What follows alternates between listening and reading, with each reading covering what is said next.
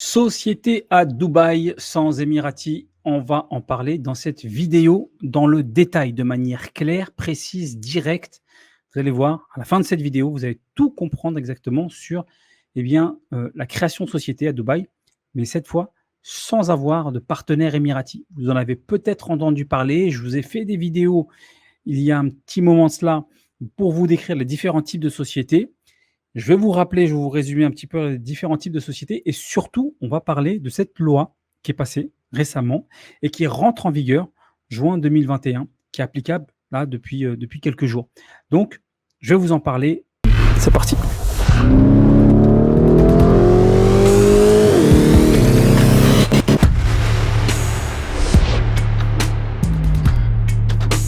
Et je vais vous expliquer tout dans le détail. Et ensuite, l'aventure commence.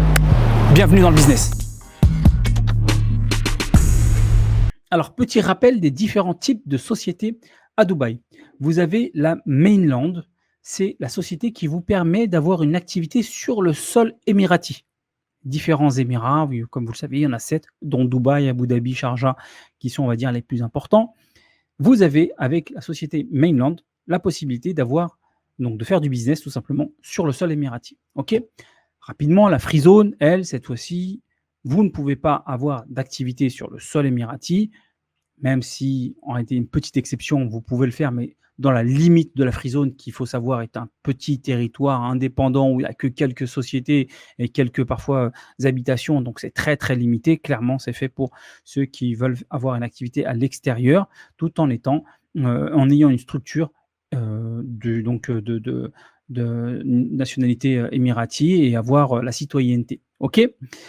Très bien. Donc ça, c'est la Free Zone. Ça va intéresser beaucoup ceux qui sont dans le e-commerce et qui veulent faire également de l'optimisation fiscale. Et je vais d'ailleurs effectivement recommander ce type de structure. Et l'offshore. L'offshore, clairement, là, vous n'avez pas d'activité. C'est une société avec un compte en banque. Pour faire simple, voilà, c'est une société avec un compte en banque. OK.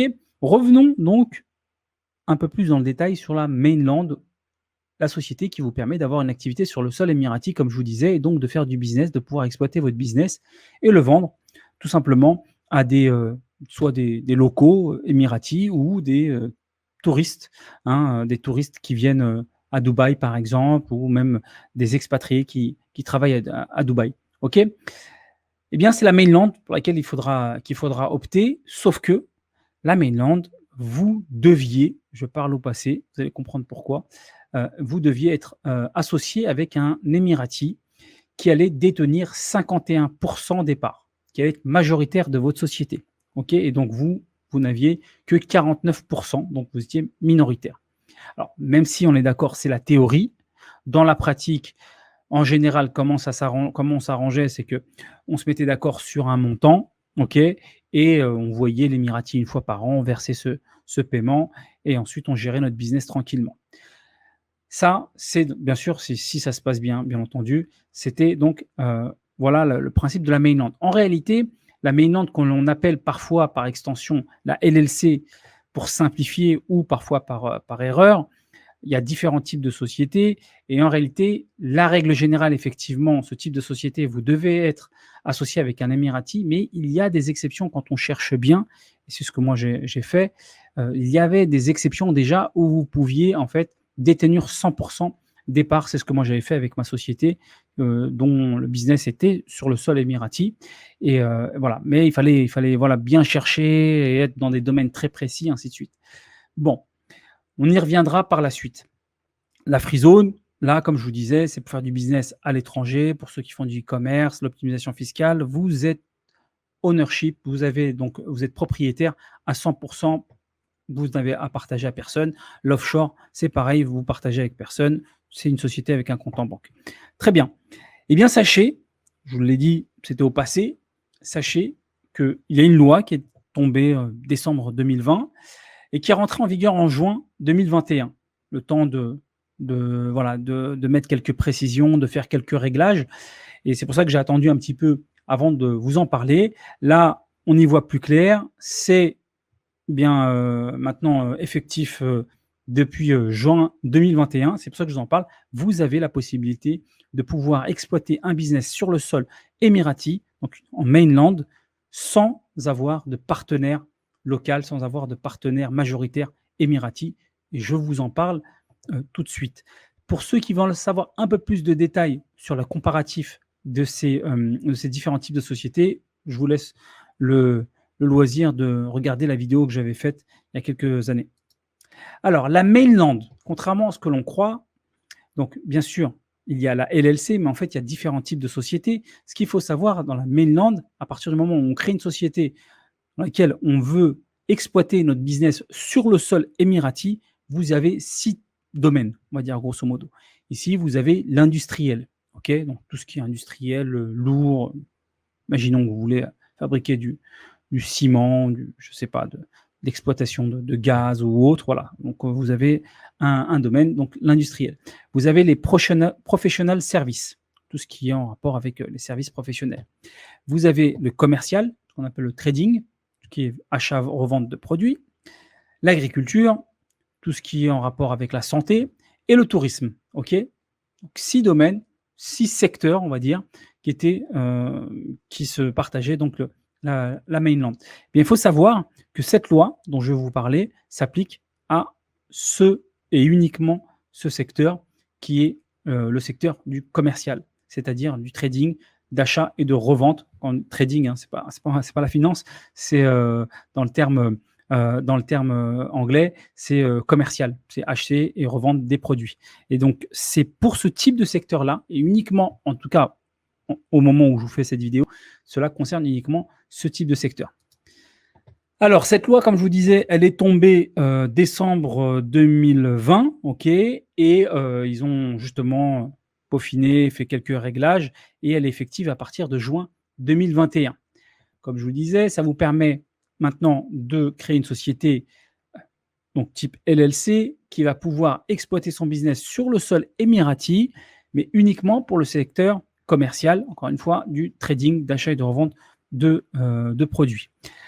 Il faudra, malgré tout, je vous en parlerai dans le process, eh bien, avoir la validation lorsque vous allez déposer votre dossier par rapport à votre domaine, qu'il valide effectivement que votre domaine eh bien, correspond bien à la liste qu'ils autorisent pour ce type de société sans, encore une fois, de partenaires émiratis. Concernant l'impôt, concernant les taxes, est-ce qu'il y a un changement? Pour le moment, en tout cas, pas du tout. Tout ce qui est impôt sur le revenu ou impôt sur les bénéfices de votre société, il y a 0% de taxes, 0% d'impôt. C'est-à-dire que quel que soit le chiffre que vous allez réaliser, si vous faites un gros bénéfice ou petit, peu importe, vous ne payez pas de taxes, donc d'impôt sur les sociétés, comme on l'appelle en Europe. Par contre, il faut préciser que depuis 2018, il y a une TVA, ce qui existe un peu partout dans la plupart des pays. Eh bien, depuis 2018, ça a été mis en place aux Émirats. Vous avez une TVA de 5%. Dans le détail, grosso modo, vous devez faire une déclaration trimestrielle, tous les 3 mois. Ok, ça peut se faire très facilement online. Vous faites votre déclaration, ce que vous avez perçu, ce que vous avez payé, la différence que vous payez, ce que vous devez à l'État, vous le payez. Et voilà, ça correspond à 5%, grosso modo, donc des ventes et forcément aussi de vos achats que vous allez déduire. OK, donc voilà. Concernant en tout cas la très bonne nouvelle, concernant l'impôt, pas d'impôt, même pour le type de société où vous êtes 100% owner, propriétaire. Alors le process. Alors ça ne change pas. Le process de la mainland est toujours un peu compliqué, plus compliqué en tout cas largement que pour une free zone. Vous allez choisir, donc bien sûr, définir le type de business, le secteur, vos noms de société que vous allez valider, ainsi de suite. Ensuite, deuxième étape, vous allez remplir tout le formulaire avec vos pièces d'identité.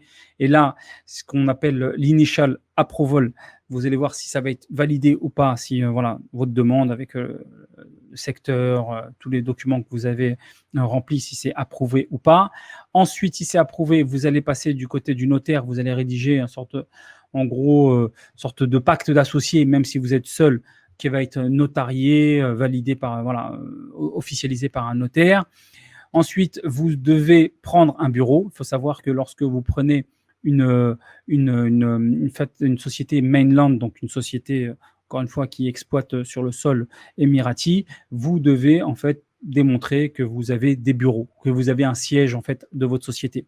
Alors ça peut être ensuite des bureaux que vous allez pouvoir exploiter également, mais c'est un prérequis. Ok, ça c'est important de le savoir. Et après ça, vous remettez tous les documents avec l'adresse de votre bureau, ainsi de suite. Et là, une validation, vous payez ce qui est à payer en termes de frais de création et vous obtenez à la suite donc votre trading license, donc l'équivalent du CABIS en français aux Émirats et dans d'autres pays anglo-saxons. On appelle ça un trading license. Ok, voilà. Donc à peu près les grosses étapes que je vous ai un petit peu simplifiées. Combien va coûter donc votre licence? Alors, ce qu'il faut bien savoir, c'est que ça dépend de plusieurs facteurs. Premier facteur, c'est déjà votre type de business. Quel secteur, quel domaine vous allez faire? Effectivement, selon le secteur, selon le type de business, vous n'avez pas le même, la licence n'a pas le même coût. Ça va dépendre dans quel état vous allez ouvrir. Est-ce que vous allez ouvrir votre société à Dubaï, à Ras El Khaimah, à Abu Dhabi, à Sharjah, ainsi de suite? Parce que vous pouvez ouvrir une société, cette société dans différents États. Ok, vous allez avoir pareil le visa pour pouvoir vivre aux Émirats et pouvoir même exploiter votre business aux Émirats, mais vous n'êtes pas obligé, même si vous comptez vivre à Dubaï, vous n'êtes pas obligé de créer votre société à Dubaï, vous pouvez le créer ailleurs pour différentes raisons. Donc bien entendu, les États c'est un petit peu comme les États fédéraux aux États-Unis, ils ont un peu leurs propres règles, donc le coût va être impacté en fonction de l'État dans lequel vous allez ouvrir votre société. Et aussi, là, j'ai mis le temps parce que ça évolue. Donc, c'est très compliqué de vous donner un prix aujourd'hui. Dans 6 mois, 1 an, les choses évoluent, augmentent, diminuent en fonction de leur politique. S'ils veulent attirer beaucoup de monde, ils vont baisser les prix. Si ensuite ils veulent remettre à niveau le prix, voilà. Donc ça va évoluer. Ok. Ce qu'il faut savoir, ce qui est un point qui est important, je vais quand même vous donner un ordre d'idée, quand même pour que vous sachiez à peu près à quoi ça correspond. C'est qu'il y a 2 choses qu'il faut vraiment bien prendre en compte. C'est qu'il y a la création de la société. Lorsque vous allez créer votre société, ça va vous coûter donc un certain montant. Et ensuite, il y a le renouvellement. C'est-à-dire qu'après chaque année, vous devez renouveler la société. Donc, OK, il y a différents frais à payer. Donc ça, c'est important de bien le garder en tête. Parce que, je vous l'ai dit précédemment, il n'y a pas d'impôt effectivement, mais par contre, il y a des frais qui sont fixes. C'est-à-dire que vous marchez super bien, que votre business cartonne ou pas, vous allez avoir ces frais. Première fois à la création et ensuite au renouvellement chaque année. Grosso modo, en fonction des différents paramètres de votre business, de l'état dans lequel vous allez ouvrir et de l'époque, à un moment où ils vont plus ou moins mettre des discounts ou pas, grosso modo, il faut compter une trentaine de milliers de dirhams pour la création d'une société. Donc autour de 8 000 €. J'ai envie de dire entre 8 et 9 000 et quelques euros dans ces eaux-là, à peu près pour la création de la société. Et ensuite, le renouvellement, là, en général, vous allez être à 5 000, 6 000 € à peu près, environ, le renouvellement chaque année. OK ? Oui, c'est coûteux, clairement, la création, puis ensuite le renouvellement chaque année. Mais encore une fois, il faut le prendre, moi c'est comme ça que je le présente, c'est comme une forme finalement de taxe. C'est-à-dire qu'au lieu d'avoir un impôt sur mon bénéfice ou un impôt sur le chiffre d'affaires que je vais réaliser chaque année, s'il est important ou pas, là, vous avez un montant fixe à payer chaque année. Okay ? La première année, il est plus conséquent. Et ensuite, au renouvellement, c'est un peu moins important, mais vous avez cet impôt, enfin, ces frais-là que vous pouvez présenter comme une sorte de petits impôts fixes. OK ? Voilà pour le coût. Alors, quels sont les avantages de créer une société aux Émirats? Dans un premier temps, vous allez avoir, bien sûr, votre compte bancaire. Vous allez sans aucun souci pouvoir ensuite transférer votre argent vers d'autres pays. Ça ne posera pas de problème. Vous allez avoir un visa pour pouvoir résider aux Émirats et ainsi que sponsoriser votre famille, puisque comme vous allez être bien le owner, propriétaire de votre société, vous allez être donc considéré comme un sponsor et donc vous pouvez sponsoriser bien les membres de votre famille, si vous en avez, épouse, enfants, ainsi de suite, pas de problème. Et comme je l'ai dit précédemment, un des gros avantages, c'est que vous n'avez pas d'impôt sur les sociétés, encore une fois. Vous allez avoir des frais qui sont fixes, on en a parlé précédemment, mais pas d'impôt sur les bénéfices, pas d'impôt sur vos revenus. C'est-à-dire que si votre boîte cartonne, eh bien, ce fixe qu'on a dit, dont on a parlé précédemment, ne bougera pas, il reste fixe. OK? Inconvénient, eh bien, l'inconvénient, hein, il y a toujours ça dépend comment on voit les choses. L'inconvénient, c'est qu'effectivement, vous avez ce fixe. Alors que si, par exemple, votre structure, elle a du mal à décoller, bah, ce fixe-là, à payer les frais de structure de la société, la création de société et ensuite son renouvellement, peut vous paraître, important, peut plomber un petit peu votre trésorerie. OK? Donc ça peut être un premier élément. Deuxième élément, c'est que le process est assez long pour la création de la société d'une mainland. Il est assez long. Il faut compter un bon, je dirais, 6 semaines à 8 semaines. OK. Maintenant, si vous avez un agent, OK, qui vous permet de vous faciliter tout ce travail-là, eh bien, ça va clairement l'accélérer. Et d'ailleurs, dans mon programme Dubai Biz, j'inclus donc le contact d'un agent, OK, un partenaire émirati, qui va pouvoir faire tout ce travail-là et nous faciliter les choses pour la création de la société. Donc ça, c'est un gros plus, un gros avantage. L'autre inconvénient que je trouve, c'est d'avoir l'obligation d'avoir un bureau. Même ça, dans le programme de Babies, je vous donne mes astuces, comment justement faire en sorte qu'on peut un petit peu s'arranger avec cette contrainte-là concernant le bureau. OK? Alors, maintenant, si je vous donne un petit peu ma conclusion, ce qu'il faut retenir, hein, concernant les LLC, même si cette société, encore une fois, cette nouvelle loi, c'est un gros plus parce que vous avez la possibilité de pouvoir créer une société, d'exploiter votre business sur le sol émirati sans avoir de partenaire, c'est-à-dire en étant majoritaire. Ça, c'est un gros plus. Mais clairement, mon avis, c'est que ça, c'est destiné, ce type de structure, ce type de société est destiné aux entrepreneurs aguerris qui ont une certaine expérience, qui ont déjà exploité des business dans le passé ou qui en exploitent actuellement, qui ont donc une bonne expérience et qui veulent, par exemple, importer une idée, un concept aux Émirats, tester ça. Ils ont cette expérience de l'entrepreneuriat, donc ils ont une grosse expérience qui va les aider justement à développer leur business aux Émirats. Ça va être un gros plus et qui ont un peu de capital, qui ont un minimum de capital justement pour pouvoir faire face aux différents frais et lancer leur business. Là, à ce moment-là, ce type de structure de LLC va leur correspondre encore plus avec cette nouvelle loi où ils sont 100% ownership. Second cas, free zone. Je vais plus recommander la free zone pour un plus jeune entrepreneur, pour ceux qui sont notamment dans le e-commerce, OK, ou qui veulent faire de l'optimisation fiscale, par exemple, parce qu'ils ont différentes activités, principalement sur le online, OK, et qui va leur permettre, dans les deux cas d'ailleurs, qui va leur permettre d'obtenir la résidence aux Émirats pour pouvoir y vivre.